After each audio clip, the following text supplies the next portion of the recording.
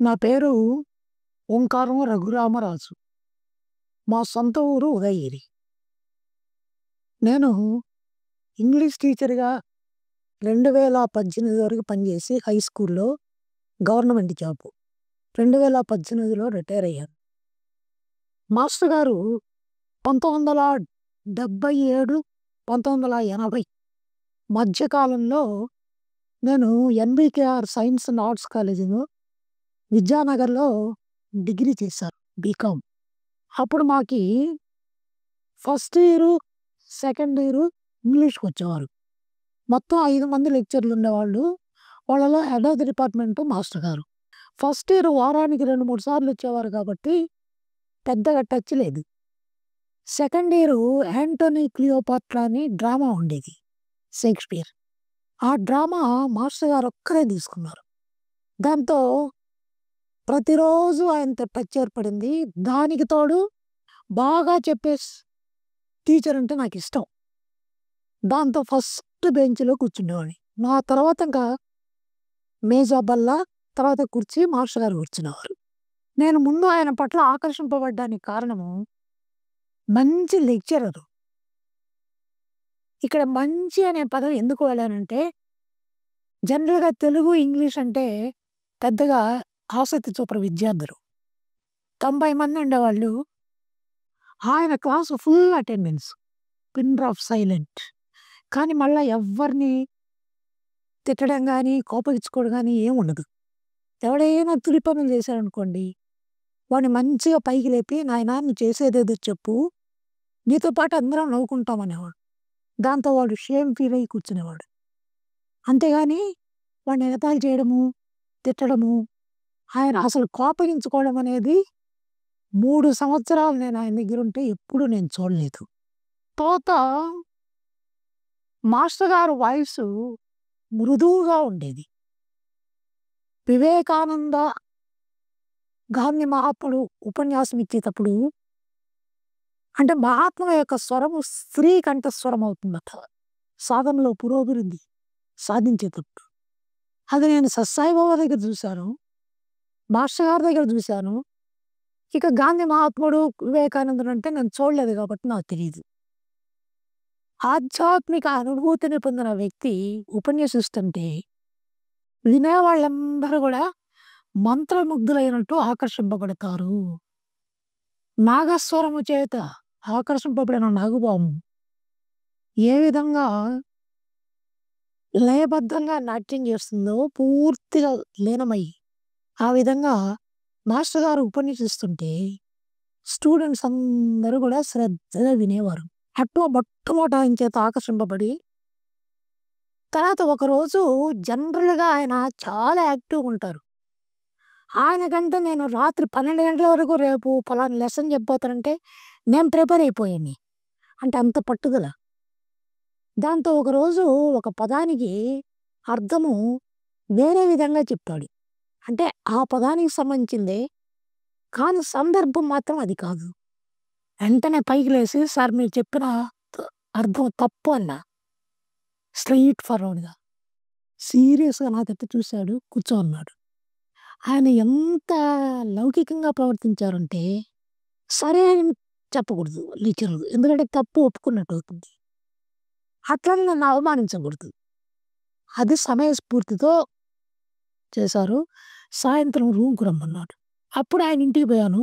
పోతే 6:30 నుంచి సత్సంగం జరుగుతుంది. అలా సత్సంగం చేత ఆకర్షింపబడి దాదాపు 3 సంవత్సరాలు అంటే రెగ్యులర్‌గా కాదనుకోండి అప్పుడప్పుడు పోతుండేవాడిని. ఆ సత్సంగంలో మిలారప చరిత్ర, తర్వాత దాసబోధ, వార్తాలాపము, జ్ఞానేశ్వరి భగవద్గీత ఇవన్నీ వినిపిస్తుండేవారు. 6:30 నుంచి దాదాపు 7:30 వరకు సత్సంగం జరిగేది. హాస్టల్‌లో దాదాపు 1200 మంది స్టూడెంట్స్ ఉంటే ఇద్దరం మాత్రమే పోయేవాళ్ళం. నేను, దేవయ్య అని చెప్పి ఇప్పుడు చీఫ్ ఇంజినీర్‌గా రిటైర్ అయ్యి బాంబేలో ఉన్నారు.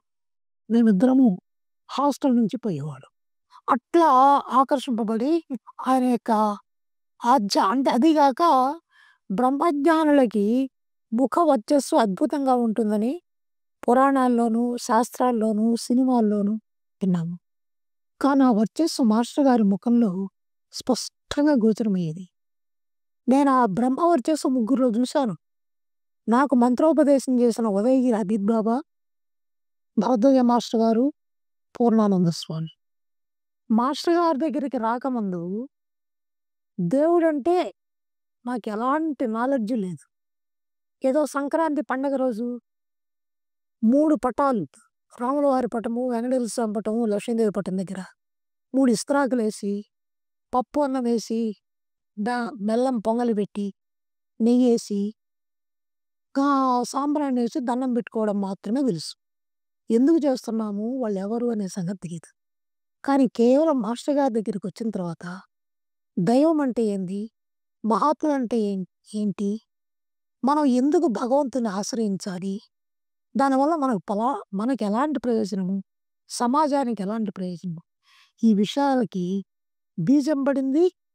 తర్వాత బాగా అభివృద్ధి చెంది నాటుకున్నది కూడా మాస్టర్ గారి దగ్గరే.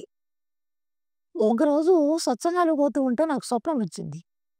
ఆ స్వప్నంలో నాకు ఆపరేషన్ చేయాలని చెప్పి ఆత్మకూరు ఒక గవర్నమెంట్ హాస్పిటల్‌లో బల్ల మీద పండబెట్టారు.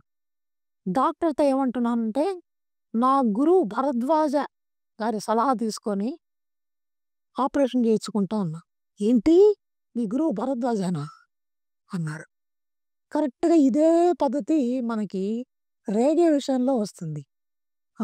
బాబా దగ్గర. అంటే నా లోపల ఒక రకమైన అహంకారం ఉందేమో, దాన్ని తీసేయడానికి ఆ విధంగా అన్నారని నాకు అనిపించింది. సో, తెల్లవారి మాస్టర్ గారికి చెప్పా. ఉదయాన్నే పోయి అటెండ్ అవుతా. 6:30 కల్లా హారతి అయిపోతుంది కాబట్టి, రాత్రి ఏం స్వప్నం వచ్చింది, ఏమైంది అంతా. బాగుంది కథ అన్నాడు. మరొక పారి వేదమ్మ పుట్టినరోజైతే ఆయన పూజ చేస్తూ ఉంటే చాలా ఆశ్చర్యపోయా. దాదాపు 2 గంటలు అక్కడ కూర్చునే అదృష్టాన్ని నాకు కలిగించారు. మిగతా వాళ్ళ పూజకి, ఆయన పూజకి తేడా ఎట్లా ఉంటుందంటే, మిగతా వాళ్ళు పూజ చేస్తే ఏమీ ఉండదు. కాదంటే కొంచెం లైట్‌గా ప్రశాంతత ఉంటుంది. కానీ మాస్టర్ గారు పూజ చేస్తే, పూజ పూర్తయ్యేటప్పటికి ఆ గది మొత్తము ఆధ్యాత్మిక వైబ్రేషన్స్‌తో నిండిపోయేది. కరెంట్ షాక్ లాంటి అనుభూతి అక్కడ ఉండే వాళ్ళందరికీ కలిగేది. అదిగాక నామావళి చదివేటప్పుడు విష్ణు సహస్రనామం గాని, 1000 నామాలు అర్ధగంట లోపల లాగేస్తాం. కానీ మాస్టర్ గారు ఒక్కొక్క నామం తీసుకొని 2 నిమిషాలు కళ్ళు మూసుకునేవారు. పంచభూతాత్మ స్వరూపాయ నమః. కళ్ళు మూసుకొని మళ్ళా కొద్దిసేపటికి ప్రాణలింగ స్వరూపాయ నమః. మళ్ళా ఎంతో సేపటికి విశ్వలింగాయ నమః. అట్లా 108 నామాలు చేయడానికి 1 అవర్ పట్టింది. అప్పుడు నేను అడిగాను, సార్ ఇలా అయితే ఇక పూజ ఎప్పుడవుతుంది, ఏంటి సార్ ఇదంటే, అసలు పూజ చేయాల్సిన విధానం అదేను. ఒక నామాన్ని తీసుకున్నప్పుడు ఆ నామం యొక్క అర్థము పంచభూతాత్మ స్వరూపాయ నమః అన్నాము. పంచభూతాలను ధరించిన చైతన్య శక్తి, ఆ చైతన్య శక్తి దేనికైతే స్వభావంగా ఉందో ఆ దైవము గుర్తొచ్చేంత వరకి మనస్సును ఏకాగ్రం చేయాలి. అప్పుడు మాత్రమే వేరే నామానికి రావాలి. ఇది నన్ను బాగా ఆకట్టుకున్నది. ఈ విషయంలో నేను ఆయన గురువుగా స్వీకరించడం కుదురుతుంది. మాస్టర్ గారు రోజు రాత్రిపూట స్టడీ అవర్స్‌కొచ్చేవారు. ఇంకొక లెక్చరర్‌తో కలిసి ఒక్కొక్క రోజు ఇద్దరు డ్యూటీ చేసేవారు. బి హాస్టల్ అని, ఏ హాస్టల్ అని ఉండేది. నేను బి హాస్టల్‌లో ఉండేవాడిని. నా రూమ్‌కొచ్చేవాళ్ళు. ఇప్పటికి గూడా అది బాగా గుర్తుంది. తెల్లటి లాల్చీ, తెల్లటి పంచ కట్టుకున్నారు. ఆ లాల్చీకి కుడి పక్క జోబీ ఉంటుంది. నా దగ్గరికొస్తానే అప్పుడే లాంతర్ వెలిగించుకొని చదువుకోవడానికి కూర్చుంటున్నాం. కుడి జోబీలో నుంచి ఒక అరటిపండు తీసి నా చేతికిచ్చి తిను అన్నారు. నేను యథాలాపము అనుకున్నా. కాకతాళీయమని తిన్నా. ఆ రోజు రాత్రి కల నేను శూన్యంలో నుంచి కింద పడిపోతున్నా. అంటే ఇక్కడ కింద, పైన అని తెలీదు. మొత్తం ఒక శూన్యం. భూమి కనిపించడం లేదు, ఆకాశం లేదు, గ్రహాలు లేవు, నక్షత్రాలు లేవు. అట్లా పడిపోతూ ఉన్నా. విపరీతమైన భయమేసింది. తర్వాత అద్భుతమైన సంతోషం కలిగింది. అది నా జీవితంలో ఎప్పుడూ అనుభూతి చెందల. తెల్లవారి లేస్తానే ఈ కల మాస్టర్ గారికి చెబితే, మహాత్ములు ఎప్పుడూ ఆ స్థితిలో ఉంటారు. అది ఎలా ఉంటుందో నీకు చూపించడానికి బాబా ఒక రాయి విసిరారు అన్నారు. అంటే ఆయన మీద పెట్టుకోలే. బాబా మీద పెట్టారు. అసలు ఏ స్వప్నం వచ్చిందో గాని మాస్టర్ గారు కనిపిస్తే, "మీరు కనిపించారు సార్" అంటే, "ఒరేయ్! నేను కాదు కనిపించేది. అట్లా ఎప్పుడు నువ్వు ప్రచారం చేయగాకు. బాబా నా రూపంలో కనిపిస్తారు. అది 100కి 100 కరెక్ట్." కానీ ఆ మాట చెబితే ఇనుకోరు కదా ఎవరు. ఆయన చెప్పింది కరెక్టే. నా అనుభూతి కూడా కరెక్ట్. మాస్టర్ గారు సత్సంగానికి వెళ్తున్న రోజుల్లో, ఒకరోజు సాయంత్రం 4:30 అప్పుడు వచ్చాను నేను. అప్పుడే మాస్టర్ గారు బనియన్‌లో, డ్రాయర్‌లో తెలీదు తెచ్చుకొని సత్సంగం హాల్‌లో నుంచి అమ్మగారికి చూపిస్తున్నారు. ఆయనొక్కడే ఉన్నారు. నేను బయట నుంచి లోపలికి ఎంటర్ అవుతున్నా. నాకు కోపమొచ్చింది. ఈయనే మహాత్ముడు. అంత చిన్న విషయం గూడా భార్యతో చెప్పాలా అని.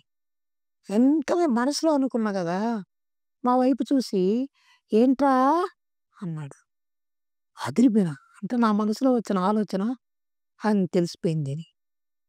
మరొకసారి నేను, గోపాల్ అని ఇంకొక వ్యక్తి. ఈ గోపాల్ గాదు. ఇద్దరం పోయినాం సత్సంగానికి. ఆ రోజు వేదమ్మ పుట్టినరోజైతే గారెలు చేసేవారు. నేతి గారెలు, మినప గారెలు. మొదలే బ్రాహ్మిన్స్. దాని ప్రకారం అప్పుడు స్వచ్ఛమైన నెయ్యితో చేసేవారు. అప్పుడు పెద్ద జల్లెడ చేసేవారాయన. చేసి అందరికి పంచేవారు. బాగా రుచిగా ఉండేటి. దాదాపు ఫర్లాంగ దూరం వాసన కొట్టేటి.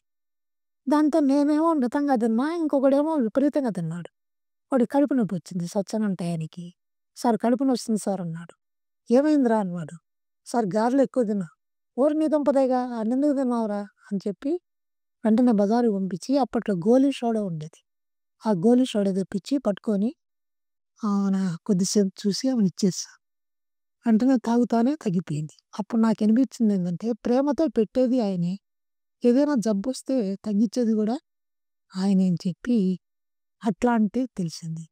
తర్వాత అప్పుడు మందిరం కడుతూ ఉన్నప్పుడు, నేను మందిరం దగ్గర పోయి కూర్చొని చదువుకుంటుండేవాడిని కన్‌స్ట్రక్షన్‌లో ఉన్నప్పుడు. ఒకరోజు పాము పటం దగ్గరకొచ్చి అప్పట్లో మొదట్లో పటం ఉండేది. సరే చూస్తూ కూర్చున్న దూరం ఉండి. అది ఆడనే ఉంటే పర్వాలేదండి. నేరుగా నా వైపొస్తుంది. పాములో గూడా బాబాని చూడమన్నారు గదా! అని అనుకుంటూ ఉన్నా. దగ్గరికొచ్చేంత వరకు ఉండగలిగినా గానీ, దగ్గరికొచ్చేటప్పటికి భయమేసి లేసి పరిగెత్తుకుంటా మాస్టర్ గారి దగ్గరికొచ్చాను. అప్పుడు ఆయన పడుకొని ఏదో పుస్తకం చదువుకుంటున్నాడు. "ఏంట్రా ఏమైంది?" అన్నాడు. "సార్ పాము సార్" అన్నా. ఇప్పుడు నేను చెప్పిన సంఘటన అంతా చెప్పాను. ఓహో! అట్లాగే ఉంటుంది. మన మన వేదాంతం అంతా అంటే ఒక సంఘటన నిజంగా జరిగినప్పుడు మనం దానికి ఎలా స్పందిస్తామనేది అది అసలైన ఆధ్యాత్మికత అంటే. అంతేగాని పుస్తకాల్లో చదివింది, ఎవరో చెప్పింది, లేతే మనం సత్సంగంలో చెప్పేటియి ఇవన్నీ కాదు.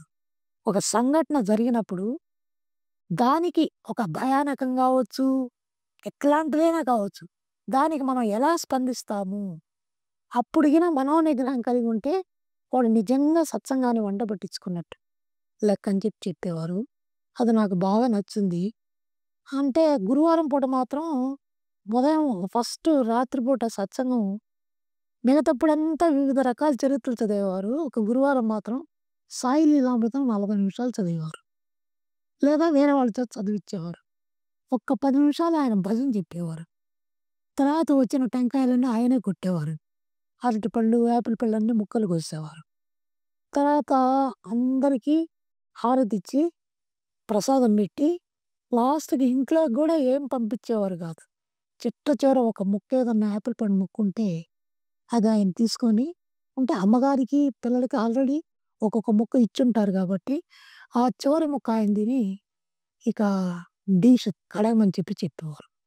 అట్లా తనకంటూ ఏది ఉంచుకోకుండా, వచ్చిన ప్రతి పదార్థాన్ని, అన్నిటిని గూడా ఇతరులకి పంచిపెట్టే గుణాన్ని ఆయన ఒక్కరి దగ్గర మాత్రమే చూశాను. తర్వాత నిరాడంబరత్వం గూడా సత్సంగంలో గమనించా. ఆయన దగ్గర ఏ కుర్చీలు గానీ, మంచాలు గానీ, దిండ్లు గానీ ఏముండేటివి గాదు. ఒక సాప మీద పడుకునేవాడు సిరి సాప. దాని కింద అడ్వాన్స్‌డ్ డిక్షనరీ పెట్టుకొని తల కింద పడుకొని చదువుకుంటా ఉండేవారు. కాలు మీద కాలేసుకునేవారు. ఇప్పుడు కరెక్ట్‌గా ఒంగోలులో ఉండే ఫోటో విద్యానగర్‌లో ఉన్నప్పుడు తీసిందే ఇది. అలా పడుకొని చదువుకుంటూ ఉండేవారు. వచ్చిన వాళ్ళందరూ గూడా సాపల మీద కూర్చునేవారు. ఒక్క అమ్మగారికి మాత్రమే మంచం ఉండేది. అంటే ఆమెకి ఆరోగ్యం బాలేదు కాబట్టి. ఇంట్లో గూడా మంచాలు గానీ, కుర్చీలు గానీ, సోఫాలు గానీ ఏమీ లేదు. అసలు లాస్ట్‌కి ఫ్యాన్ గూడా వచ్చిన వాళ్ళు విసుగు పుట్టేసుకుంటే అప్పుడు ఆయన గమ్ముకుంటారు గానీ, ఆయనకే ఆయన ఫ్యానేసుకోవాలని గానీ, ఉక్కబడుతుందని గానీ, అలా ఉండకుండా తను ఏ పనైతే చేస్తున్నాడో దాంట్లో పూర్తిగా నిమగ్నమై ఉండేవారు.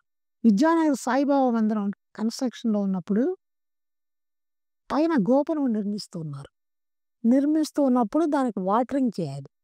వాటరింగ్ చేయాలంటే కరెంటు, మోటారు ఇవన్నీ ఉన్నాయి కాబట్టి పైప్‌తో మాస్టర్ గారు పైపేసుకొని పైకి పోయి నిచ్చెన మీదకెక్కి చేయమనేవారు. కానీ నా పట్టుదల ఏందంటే కరెంట్ గాని, మోటార్ గాని ఏమీ ఉపయోగించకుండా బావిలో నుంచి నీళ్లు చేదుకొని, ఆ బకెట్‌తో చీతుకొని, ఆ బకెట అంటే అప్పటికి చిన్న వయసు గదా! ఆ బకెట్ తీసుకొని నిచ్చెన మీదుగా పైకెక్కి, పైన శిఖరం దగ్గరికి పోయి వాటరింగ్ చేసేవాడిని. పట్టుదల. అంటే శ్రద్ధగా చెయ్యాలి అని. అట్లా కొద్ది రోజులు చేసేటప్పటికి బాబా అద్భుతమైన నిదర్శనాన్ని ఇచ్చారు. అదొక అనుభూతి. తర్వాత మందిర ప్రారంభోత్సవానికి పూర్ణానంద స్వామి, మాస్టర్ ఈకే గారొచ్చారు. ఈకే గారు మాస్టర్ గారు లాగానే ఉంటారు కాబట్టి నమస్కారం చేసుకున్నాము. పూర్ణానంద స్వామి మాత్రం ప్రత్యేకంగా ఉన్నారు. అసలు నిజంగా యోగి అంటే ఆయన అనిపించింది. కానీ ఒక్క సంఘటన ఆయన మాట్లాడుతూ మాస్టర్ గారితో ఈశ్వరుని గురించి వాడు అన్నాడు. నాకు అప్పటికి పెద్ద పరిచయం లేదు కాబట్టి భగవంతుని గురించి ఈయనకెంత కొవ్వు సాక్షాత్తు భగవంతుని పట్టుకొని వాడు అంటాడా అనుకున్నా. అని తర్వాత తెలిసింది. ఒక ప్రియురాలు బాగా ప్రేమించిన వ్యక్తి చెంపదెబ్బ కొట్టినా గానీ అతనికి ఆనందంగానే ఉంటుంది. అదే మామూలోడైతే టచ్ చేస్తేనే గందరగోళం చేస్తారు గదా! అట్లా భగవంతుడికి చాలా సన్నిహితమైన తర్వాత వాళ్ళు ఏ మాటన్నా గానీ అది ప్రేమతో అంటారు గాబట్టి, అది భగవంతుడు ప్రేమగానే తీసుకుంటాడు గానీ, తప్పు మాట గాదని చెప్పి తెలిసిద్ది. నేను విద్యానగర్‌లో సత్సంగానికి హాజరయ్యేటప్పుడు ఉదయం ఒక సిగరెట్టు, సాయంత్రం ఒక సిగరెట్ తాగేవాడిని టీ తాగిన తర్వాత. అది నేనెవ్వరికీ చెప్పుకోలే బయటికి. ఒకరోజు సత్సంగం అయిన తర్వాత మాస్టర్ గారు అందరికి ప్రసాదం ఇస్తూ, నా చేతికి 2 సాదా గోల్డ్ సిగరెట్లు ఇయ్యబోయారు. ఇయ్యబోయి వెంటనే ఎనిక్కి లాక్కొని, "ఏంట్రా నాకీ బుద్ధి పుడుతుంది. సిగరెట్ తాగుతావా?" అన్నాడు. "తాగుతాను సార్" అన్నా. "ఎన్ని?" "2" "ఎదవ మానేయ్" అన్నాడు ప్రేమతో. కానీ ఆయన అన్నాడే గానీ, ఆ 2 5 అయినాయి రోజుకి. నేను మానలేకపోయినా. ఓపారి అమ్మగారి దగ్గరికి పోతే మాస్టర్ గారు సమాధి అయిన తర్వాత ప్రాబ్లమ్స్ గురించైతే నీకు బాగా ఇష్టమైంది ఒకటి మానేసేయి. తర్వాత సాయి లీలామృతం పారాయణ చేస్తూ విభూతి మీ భార్య నొసట పెడుతున్నా అనుకోని మీరు పెట్టుకోండి అని చెప్పి ఏదో పరిష్కారం చెప్పి. సరే ఇష్టమైనయి నాకు 3 టీ, సిగరెట్, రసం. వాటిలో ఏదో ఒకటి మానేస్తే సరిపోలే. కానీ తిక్క పనులు చేసిన. మా అబ్బాయి చేత చీటీలేపిచ్చి ఆ 3 ఇస్తే సిగరెట్ మానమనొచ్చింది. నా వల్ల కాదు. అలాంటప్పుడు చీటీలెందుకేయాలి? నా జీవితంలో చీటీలేయడం అదే ఫస్టు, అదే లాస్టు. అట్లా చాలా సంవత్సరాలు గడిచింది. మానుకోలేకపోయినా. ఓపారి 5 రోజులు, ఓపారి 15 రోజులు. కానీ మళ్ళా లాస్ట్‌కి గొడవపడొచ్చి స్వామి దగ్గర, "స్వామి నేను రసం మానుతాను. క్షమించండి" అని రసం మానేశా. కానీ లోపల భేదిస్తుంది. "ఒరేయ్! చీటీల్లో నువ్వేం చెప్పావు? నువ్వు మోసం చేస్తున్నావు" అని చెప్పి అంతరాత్మ. కానీ నేను మానలేను. మరి ఏమనుకున్నారో ఏమో 2007 సంవత్సరము జూలై 10వ తారీఖు. తెల్లవారితే గురు పౌర్ణమి. ఆ మందిరం వాళ్ళు ఉదయగిరిలో, "సార్ రేపు సెలవు పెట్టి గురుచరిత్ర పారాయణ చేయండి" అని చెప్పాను. సరే సెలవు పెట్టాను. ఉదయాన్నే గురుచరిత్ర చదవడానికి పోతూ, ఈ ఒక్క పూట సిగరెట్ తాగకుండా పోతే సరిపోతుంది గదా అని. సరే మధ్యాహ్నం భోజనం మాత్రం చేశాను. సాయంత్రం 5:30కి గురుచరిత్ర పూర్తయింది. ఇంటికొచ్చి టీ తాగి సిగరెట్ తాగుదాం అనుకున్నా. కానీ ఎందుకో ఈరోజు పవిత్రమైన గురుచరిత్ర చదివాను గదా! ఈ ఒక్క పూట ఆగితే రేపు అది ఇది కలిపి తాగొచ్చనిపించింది. ఆ రోజు రాత్రికి మాస్టర్ గారు స్వప్నంలో కనిపించి, విభూతి నా నొసట బొటన వేలుతో నొక్కి పట్టారు. ఒక 2, 3 నిమిషాలు. ఆయన సమాధి కాకముందు గూడా అట్లా నొక్కి పడుతున్నారంటే, ఒక రకమైన యోగ శక్తిని ప్రవేశపెట్టినట్టుగా చాలామందికి అనుభూతి. ఆ రోజు నుంచి ఈ రోజు వరకి అంటే దాదాపు 18 సంవత్సరాలయింది. నా పక్కన సిగరెట్ తాగుతున్నా గానీ నాకేం అనిపించదు. తాగాలని గూడా అనిపించదు. అట్లా గురువుగారి దయ వల్ల ఆ సిగరెట్టు మానే గుణాన్ని అంటే మానుకునే గుణాన్ని నాలో ప్రవేశపెట్టి దాన్ని సక్సెస్ చేశారు. ఎందుకంటే మాస్టర్ గారి స్టూడెంట్స్‌లో చాలామంది సిగరెట్లు చివరి వరకు తాగిన వాళ్ళున్నారు. మరి వాళ్ళందరికీ తీసేయలేదు గదా! అంటే అసలు మాస్టర్ గారే మానుకోలేదు గదా! అది వేరే విషయం. ఆయన ఏదో కారణం చెప్పుకున్నారు. కానీ మిగతా వాళ్ళకి ఎందుకు పోలేదంటే వాళ్ళకి తాగాలనే కోరికుంది. నాకు తాగాలని లేదు. అది ఎలా మానుకోవాలనే కోరిక బలంగా ఉంది గాబట్టి దాన్ని బేస్ చేసుకొని గురువు యొక్క అనుగ్రహంతో ఆ గుణం పోయిందని చెప్పి నేను అనుకుంటూ ఉన్నా. కాబట్టి ఏదైనా దుర్గుణం పోవాలంటే గురువు యొక్క అనుగ్రహం ఉంటేనే పోతుంది గానీ, మన ప్రయత్నం అనేది సఫలం కాదు అని నేను అనుభవంలో తెలుసుకున్నా. నేను మాస్టర్ గారి దగ్గరికొస్తున్న రోజుల్లో ఉదయగిరికి అబిద్ బాబా అని ఒక ముస్లిం మహాత్ముడిచ్చారు. ఆయన తూర్పుగోదావరి జిల్లా అమలాపురము. గొప్ప కాంతివంతమైన దేహము, అద్భుతమైన తపశ్శక్తి. చాలా జబ్బులు నయం చేసేవారని, ఆర్థికంగా ఇబ్బందున్న వాళ్ళకి ధనమొచ్చేటట్టు చేసేవారని, గ్రహ బాధలు తొలగించేవారని వినికిడి. కానీ మాస్టర్ గారి ఆశీర్వాదం లేకుండా నేను ఎక్కడికి పోయేవాడిని కాదు. సరే ఓ పారి మాస్టర్ గారిని అడిగాను. "సార్ ఒక మహాత్ముడిచ్చిన నువ్వు ఒక పారి దర్శించు" అన్నారు. నెక్స్ట్ ఎండాకాలం సెలవుల్లో పోతే ఆయన నన్ను చూస్తానే ఏమన్నారంటే, "నువ్విక్కడ 40 రోజులు నా సేవ చేయాలి. నీకు అదే అంటే వెన్నెముక కుడివైపుకు వంగినట్టుంది గదా! అది ఆపరేషన్ చేస్తాము స్వప్నంలో" అన్నారు. సరే ఆయన ఆజ్ఞ మేరకి నేను ఇంటి దగ్గర నుంచి క్యారేజ్ తెచ్చుకుంటూ, ఆయన సేవ చేసుకుంటూ ఉన్నా. మధ్యలో కొన్ని పరీక్షలు గూడా పెట్టాడు. అది మిలారెపా చరిత్రలో వస్తాయి అట్లాంటియి. ఉదాహరణకు ఒక్కటి మాత్రమే చెబుతాను.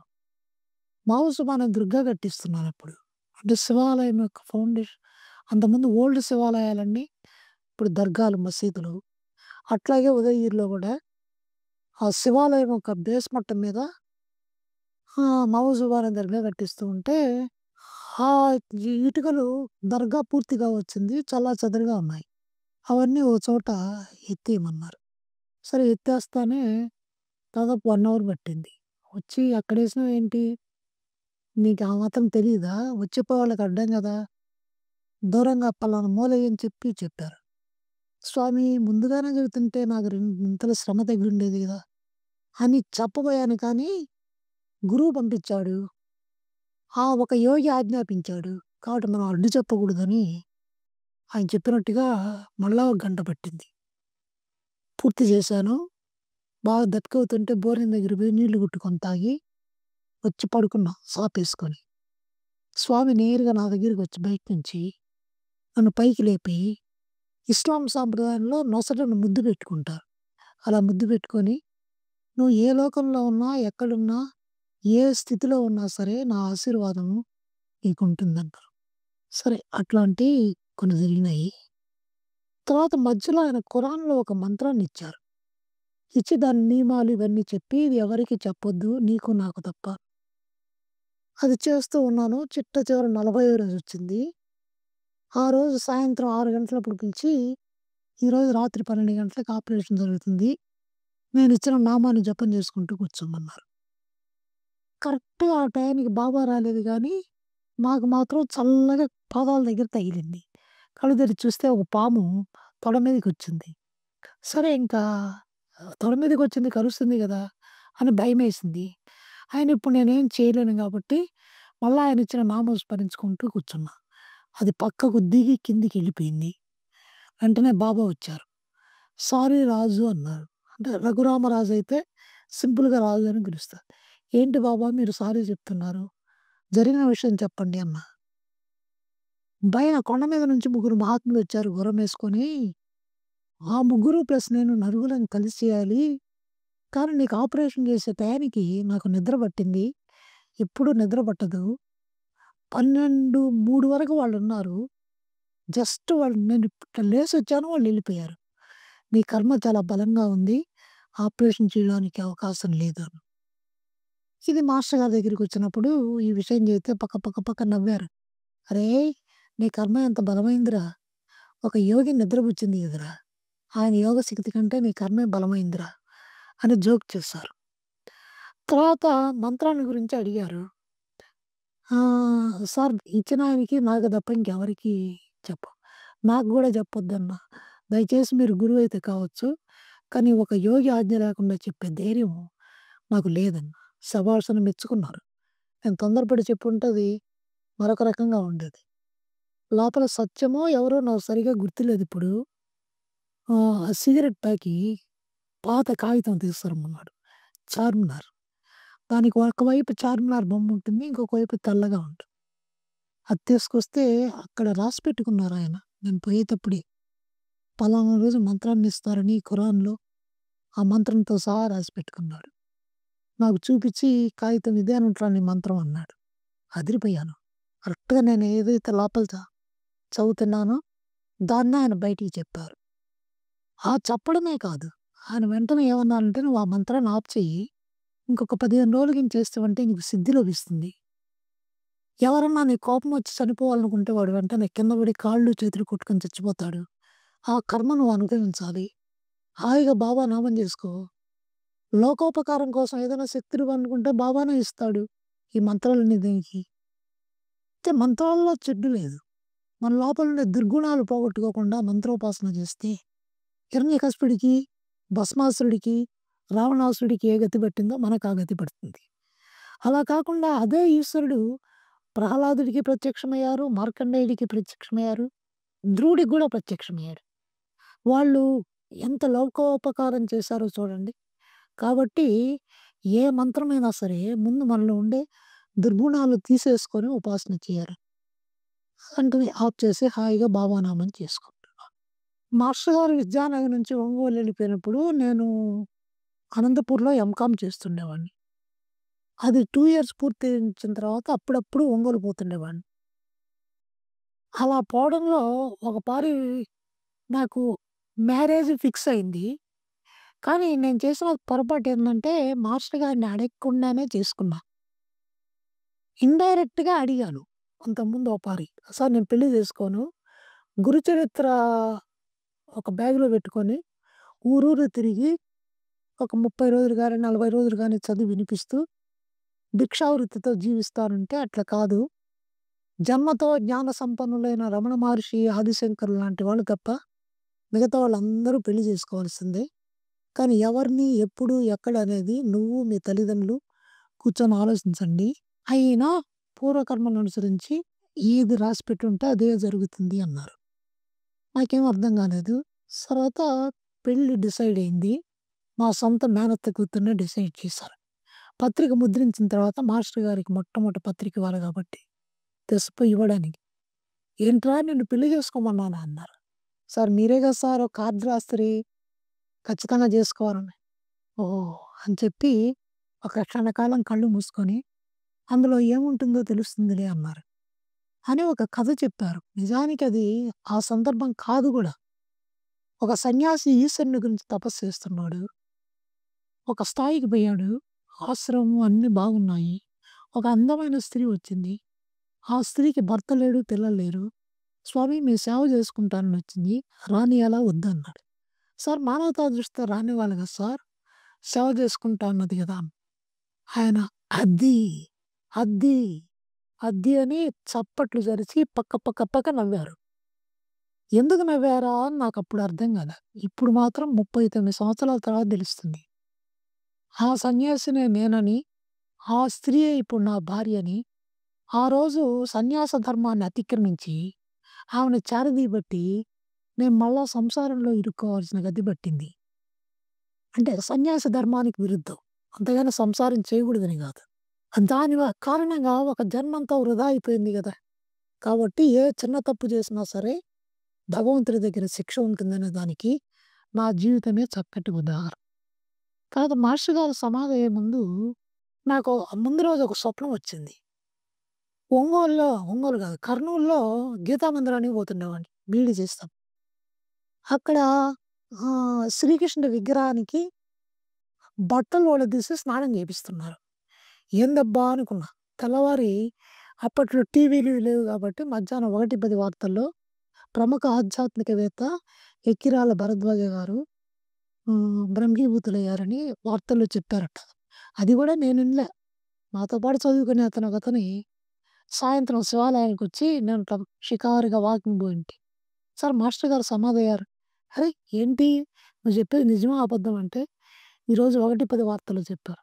అంతే వెంటనే అప్పటికప్పుడే బయలుదేరి లారీలు పట్టుకొని ఎట్టెట్నో నా బాధలు పడుతూ నేను పోయేటప్పటికి రాత్రి 3 అయింది. అప్పటికే సమాధి చేసున్నారు. చేసి మట్టేస్తున్నారు. అంటే ఊరేగింపు అంతా పూర్తయిపోయింది అప్పటికి. అట్లా అంటే నా ఉద్దేశం ఏందంటే, ఆయన సాక్షాత్తు విష్ణుమూర్తి అని అంటే గుడ్డలు ఇప్పదీయడం అంటే భగవద్గీతలో కూడా కృష్ణుడు శరీరాలు అంటే మార్చడం అనేది గుడ్డలు మార్చినట్టుగా చెప్పారు కాబట్టి, మాస్టర్ గారు ఆ విష్ణు అంశని లేదా శ్రీకృష్ణుని అంశని ఆ శరీరాన్ని గుడ్డలు మారుస్తున్నారంటే ఆయన శరీరాన్ని వదులుతున్నారని ఒక సూచనగా వచ్చిందని నాకు అనిపించింది.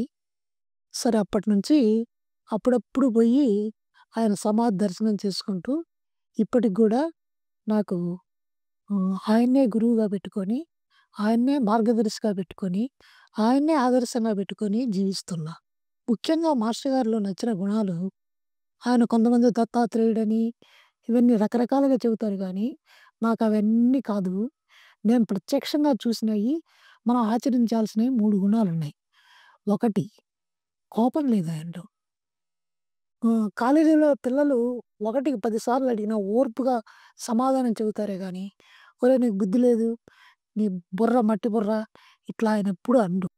ఇక రెండోది నిరాడంబరత్వం. ఆయన చూసి నేర్చుకోవాలి. ఆయనకున్న డబ్బు గాని అంతా కూడా ఇతరులకి పంచిపెట్టి, ఆయన దర్శనం కోసం వచ్చే వాళ్ళందరికీ పక్కన మెస్‌లో భోజనాలు ఏర్పాటు చేసి, ఆ నెల అయిన తర్వాత ఆ బిల్లు కట్టుకుంటూ అలా చేసేవారే కానీ, తన కోసం అంటూ ఏమి ఉంచుకోలే. తర్వాత మూడో గుణము అచంచలమైన గురుభక్తి. నేను ఎంతోమంది మహాత్ములను చూశాను. మాస్టర్ గారి కంటే చాలా గొప్ప వ్యక్తులను చూశాను. కానీ అంతటి గురుభక్తి ఇంకెవ్వరి దగ్గర నేను చూడలే. అంటే చివరికి తన ప్రాణాన్ని కూడా బాబా కోసం అర్పించారు అనే దానికి గుర్తు సూచాయగా విన్నా. ఆయన షిరిడి నుంచి దున్ని తీసుకొచ్చేటప్పుడు శివనేశ్వర స్వామి అన్నారట, "భరద్వాజ చాలా సాహసమైన పని చేస్తున్నావు. షిరిడి నుంచి అగ్నిహోత్రం బయటికి పోకూడదని." కానీ మాస్టర్ గారు నవ్వి తీసుకొచ్చారట. కరెక్ట్‌గా ఫిబ్రవరిలో తీసుకొచ్చారు. మార్చిలోనో, ఏప్రిల్‌లో సమాధయ్యారు. అంటే తన ప్రాణాన్ని అడ్డం పెట్టైనా సరే ఎక్కువ మందికి మేలు చేయాలి. అంటే ఆయన ఆంధ్రదేశానికి తెచ్చినందువల్ల ఒంగోలు, కావలి, విద్యానగరు, గూడూరు, విజయవాడ దాదాపుగా ఉభయ రాష్ట్రాల్లో కూడా ఎక్కువ మందిరాలు ఏర్పడడానికి గానీ, సత్సంగాలు ఏర్పడడం గానీ, భక్తులు తయారవ్వడానికి గానీ, సాయి తత్వాన్ని బాగా దృఢంగా నాటుకోవడానికి గానీ మాస్టర్ గారే కారణమయ్యారు కాబట్టి, నేను ఈ విషయాల్లో ఆయన ఆదర్శంగా తీసుకొని, ఆయన మార్గాన్ని అనుసరిస్తూ ప్రశాంతమైన జీవితాన్ని గడుపుతున్నా. మీలో చాలామంది మా వీడియోస్‌ని సబ్స్క్రైబ్ చేయట్లేదు. సబ్స్క్రైబ్ చేయకుండా చూసేవాళ్ళు చాలా ఎక్కువ మంది ఉన్నారు. అందువల్ల వీడియోస్ చూసే ప్రతి ఒక్కరూ కూడా మా ఛానల్‌ని సబ్స్క్రైబ్ చేయండి. సబ్స్క్రైబ్ చేస్తే గనక ఇంకా ఎంతో ఉత్సాహంగా, ఉల్లాసంగా, మంచి మంచి ఆలోచనలతో, ఇంకా మీరు చూడని దేవాలయాలు, ఇంకా ఎంతో అద్భుతమైన విషయాలు మీ ముందరికి తీసుకురాగాము. తప్పకుండా ప్రతి ఒక్కరు కూడా బెల్ ఐకాన్ నొక్కి కొత్త కొత్త నోటిఫికేషన్ల కోసం వెయిట్ చేయండి. అలాగే మా వీడియోస్‌ని లైక్ చేయండి, ఇతరులకి షేర్ చేయండి. ఇందాక నేను చెప్పినట్టు తప్పకుండా మా ఛానల్‌ని సబ్స్క్రైబ్ చేయండి, ఆదరించండి.